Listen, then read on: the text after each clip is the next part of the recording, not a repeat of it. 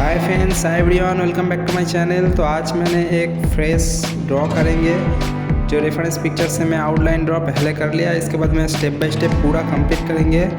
तो आउटलाइन के बारे में कुछ पूछना है तो फ्रेंड्स ज़रूर कमेंट करके बताना। तो मैं आउटलाइन कैसे करता हूँ, किस प्रोसेस में करता हूँ, ऑलरेडी मैं ट्यूटोरियल वीडियो अपलोड किया है चैनल पे, वहाँ जाके देख लेना फ्रेंड्स। जो मेरे को देख रहे हो न्यू फ्रेंड्स, वो ज़रूर सब्सक्राइब करना फ्रेंड्स, मेरे को बहुत मोटिवेट लगेगा ड्राइंग बनाने के लिए।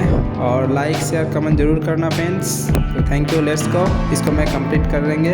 तो देखते रहिए फ्रेंड्स, लास्ट तक देखिए और ज़रूर कमेंट करके बताना कैसे लग रहा है आपको ये drawing. Thank you so much.